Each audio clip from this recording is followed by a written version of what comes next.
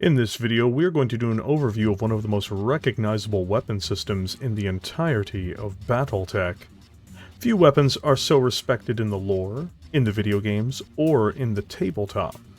An offensive system which flashes with a brilliant light when engaging its adversaries, it is a weapon whose origin lays with the energy camp, but it is not itself a laser. Ions have a way of looking brilliant once ejected from it, though its beauty fades once the destruction they bring is brought to life. With that, let us begin to peer into the technology and systems behind the particle projector cannon. One may be forgiven for viewing the particle projector cannon, or PPC, as being a traditional energy weapon, or even being a gun that shoots lightning in some form, or as being an electromagnetic weapon system of some sort. The reality is remarkably different. Though the cannon is reliant on a magnetic accelerator in various designs, in reality it launches a deadly bolt of high-energy protons or ion bolts. This in essence means that the PPC is really a weaponized, miniaturized, and modified particle accelerator, massing these extremely dangerous particles or ions into a focused point before launching them at a target, with the result being the catastrophic devastation one would expect from harnessing some of the fundamental forces of physics and unleashing them on a primary target. Originally introduced by the Terran Hegemony in 2460, the PPC would become the weapon of choice of seemingly an endless number of combat vehicles. From tanks such as the Shrek PPC carrier, to VTOL attack craft such as the Kamakari, to the enormous number of dropships, aerospace fighters, and battlemechs that utilize it. This weapon's discovery and distribution, despite the PPC going through relatively few changes for several centuries, made it almost as comparable to whole weapon groups on its own, rather than just comparing it to a single system. The system itself is almost timeless in many respects, barring limitations placed on it by its field inhibitor, designed to keep the weapon from discharging unfocused static which would overheat the unit's onboard firing electronics, making it much less effective at close range. It is still an effective cannon even 700 years from the time of its original distribution. Though it has been replaced by more sophisticated models, such as the ER-PPC, in essence, the PPC itself has several advantages over its hotter descendant, especially the inner sphere design, making it actually a trade-off rather than an immediately obvious choice, and many Mechwarriors, after the discovery of the Hell Memory Core, would opt to keep their tried and tested particle projector cannons rather than their hotter extended range variants. In the tabletop game, it is the king of 3025 energy weapons, and would hold this title until the ER-PPC arrived, where some would argue it only began to share the crown with its Star League-era counterpart, only truly overtaken by the Clan ER-PPC, and much later the Heavy PPC. This weapon is still one of the most dangerous energy-centric weapon systems ever built. Weighing in at 7 tons, the PPC is the heaviest energy-based system in 3025 that can be outfitted into mechs, tanks, aircraft, or dropships. It takes up a relatively minimal 3 critical slots, meaning it can be easily fit into any side torso or arms on a mech, and is more survivable to critical hits than many of its autocannon counterparts due to taking up less space, meaning it is less likely to face the wrath of a critical hit knocking it out. In addition to this, it isn't an ammunition-fed weapon, instead drawing in energy and particles from the engine, meaning that it cannot run out of ammunition as long as the mech is operational.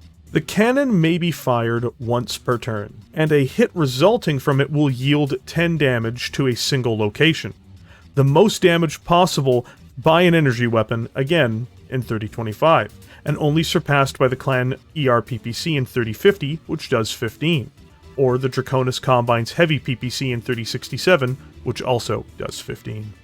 Each time it is fired, it will generate a total of 10 points of heat, 1 point of heat for 1 point of damage. It is noteworthy that this does mean that the PPC needs more additional heat sinks to operate effectively. Even moving the mech and firing it will lead to some heat overages. Most mechs that run this system in 3025 have more than the bare minimum of cooling capacity. One of the most impressive features of this dazzling death bolt generating system is its extremely effective range. In-game, it has a maximum range of 540 meters, or 18 hexes as its most extreme range under the normal rules system. With this in mind, in the tabletop, the base inner sphere pilot has a gunnery of 4, meaning they need to roll 4 or more on 2 6-sided dice to land a hit on their desired target without any modifiers.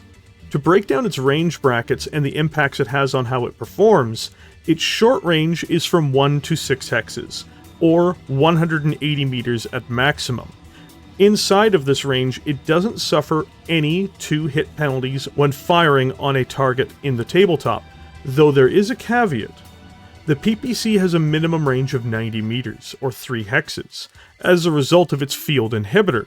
This minimum range will cause penalties to hit. An enemy mech 2 hexes away, including occupying the second hex, would be 2 more difficult to hit, as it's progressively harder to hit a target which is closer. This means the PPC is most definitely not meant for brawling in close, but it can be fired as needed, if in serious situations. Its medium range bracket is 7 to 12, making it flatly 2 more difficult to land hits on target, and its long range bracket is 13 to 18, making it 4 more burdensome to hit its target. The PPC has no peer in its time, at least among energy weapons at range. It's very much the bar for direct fire long-range weapons during its intro tech period, and is rightly feared by any pilot in opposition to it, displaying even the most modest appreciation for their own safety. Each bolt from this severe disruption to normal physics scorches through armor and even disrupts electronics on board machines which haven't been properly shielded against it, a byproduct of the extreme static that follows each shot as it's fired.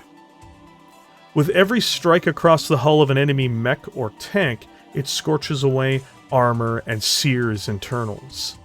At long range, it can almost destroy the head of a battle mech, and should it score a critical hit, it very well may melt the pilot within.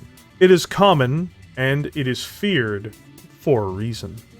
Even in the later eras, the PPC would run cooler than its ER counterpart, though with a shorter range, giving it great opportunity to still be used as a cheaper, cooler substitute to more advanced technology, and even leading to some incredible designs being built around them, such as the AWS-9Q, one of the best versions of the awesome ever built. Even now, in the era of the Ill Clan, its fantastic flashes of deadly light still streak across the battlefield, adding something striking and beautiful to the scenery of chaos and carnage, until it lands on target, only adding to the horrors around it. At least it does its victims the favor of looking fantastical and remarkable, before it destroys them. Thank you for joining me here today. If you enjoyed this content, please consider liking it and subscribing to the channel. There is also a YouTube member program that supports this channel as well, and I appreciate the support from members immensely. With that, I will catch all of you in the comments section below.